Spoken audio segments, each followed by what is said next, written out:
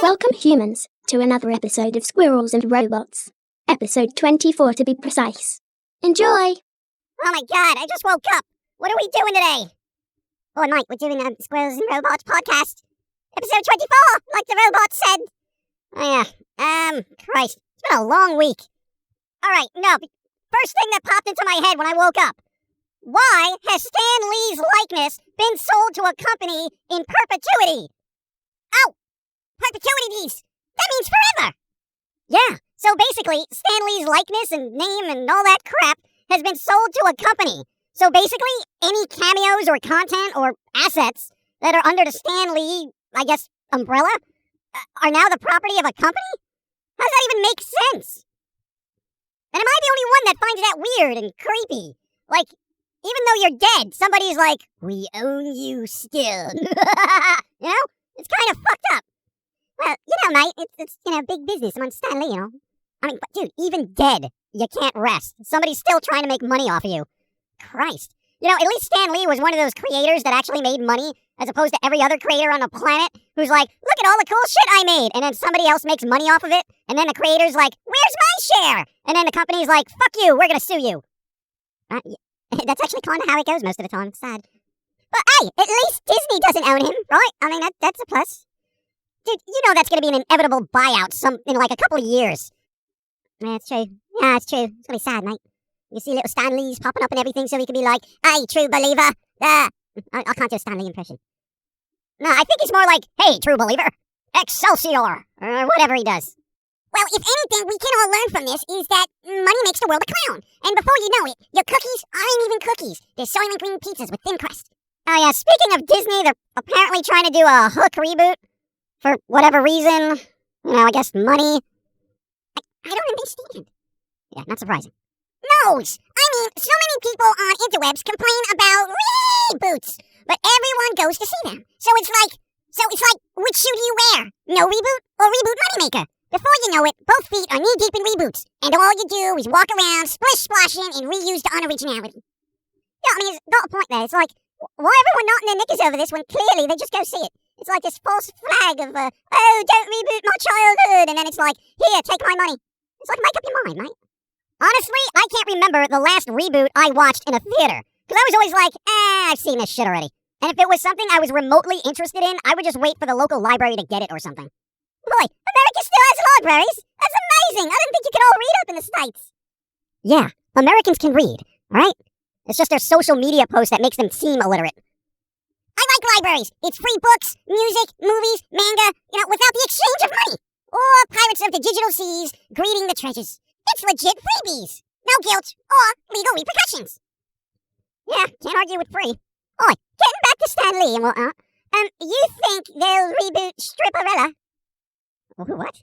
No, Stripperella. It was like a sexy superhero with Bond-like gadgets fighting crime. I mean, even Mark Hamill voiced some of the show, I think. Oh, Christ, I remember. Oh, that was that Pamela Anderson thing. Yeah, that's probably not going to be PC. So I'm sure that's last on the long list of content they're going to develop. And frankly, if it does get a reboot, I'm sure they'll change the character to be like Lawyerella, where the character is no longer a stripper, completely unsexualized, and just a generic SJW ego stroke for people offended by humor and the human body in cartoon form. Right. I mean, sad but true. And yeah, oi, you ever think this is why we don't have good content anymore?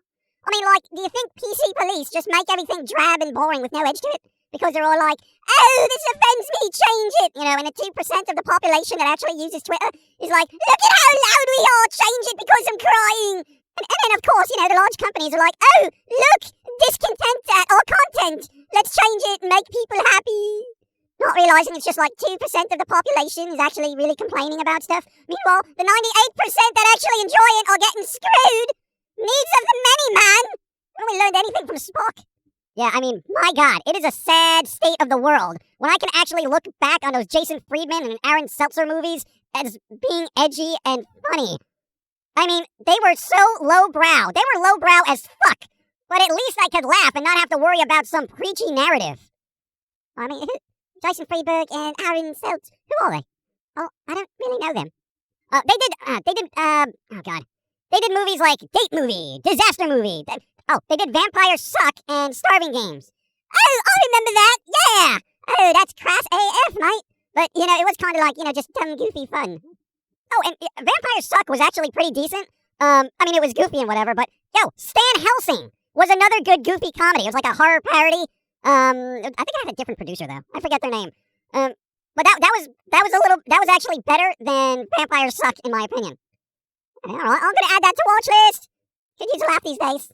Oh, I have a watch list. Look, Rolex, Casio, Hosa, Timex, Swatch. Swatch watch. Synchronized swatches.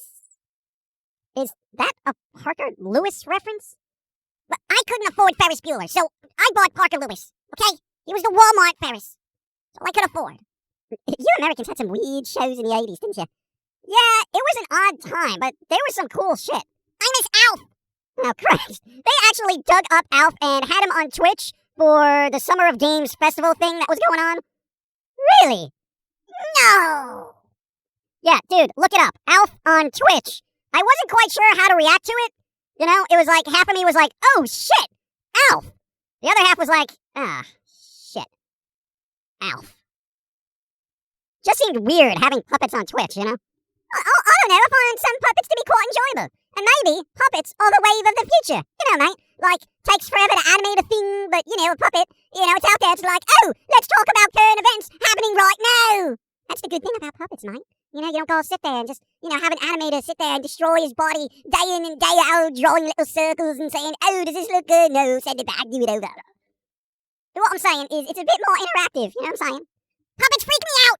It's like unflavored chicken in a bowl of milk with your left shoe missing. Something's just not right.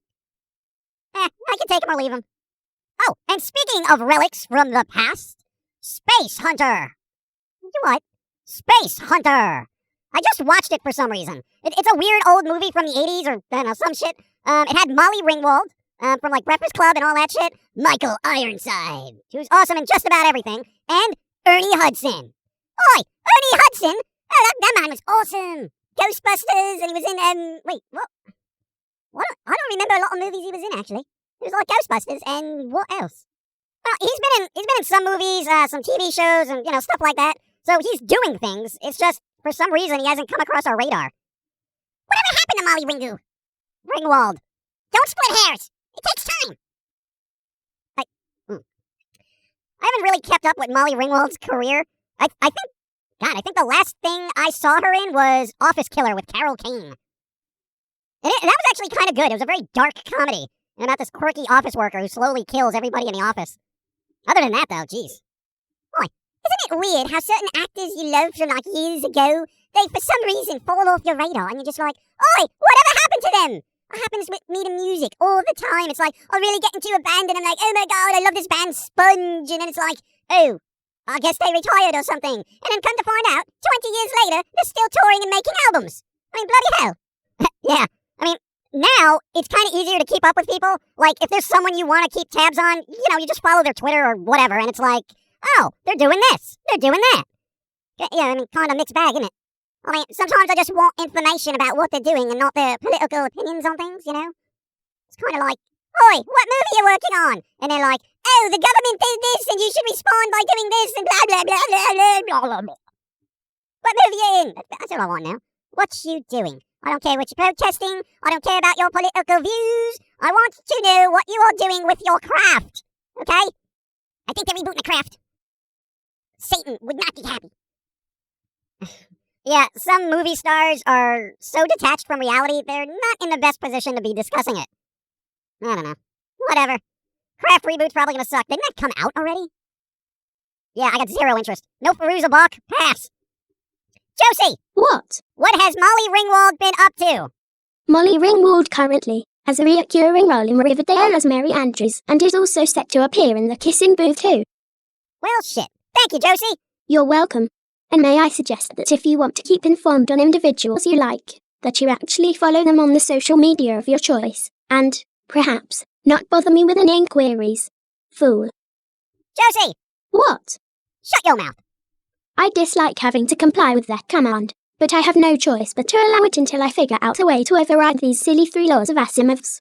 That wanker spoiled my fun, he did. If you like, I'll buy you the game Destroy All Humans so you can take your aggression out on humanity in a virtual world. I would like that. Greatly. Alright, then let's wrap it up. Oi, this is Begley signing off. Why did they say signing off? It's not like I got a pen in my hand and I got to sign a piece of paper saying, oh, we out. You know, it just seems weird. I like the other one that says goodbye. I don't have to write. Whatever. This is an odd podcast. We had some power outages locally. We literally record this before a thunderstorm so we can try to get it done and up for everybody. And we got a weird schedule. As for the state of the world, hey, keep wearing masks, please. I mean, even Tom Hanks is pissed off at people for not wearing masks. If you're pissing off Tom Hanks, you got problems, you know? God. Everybody wear a mask when you're outside. Stay safe. Stop licking things. And, God, hopefully by 2021 shit will be better. If not, I'm gonna punch the New Year baby in the skull. Boy, is that really a thing? Yeah, you ever saw those, like, old pictures of, like, the old year going out? It's like this decrepit old person, and then it's like they have the New Year baby. Yo, see, here's the thing. This should be the perfect analogy for life. Just because something is new and precious doesn't mean it's gonna turn out to fucking kill you in the end. You know, I'll actually live my dating life by those rules. And this is why we're all single.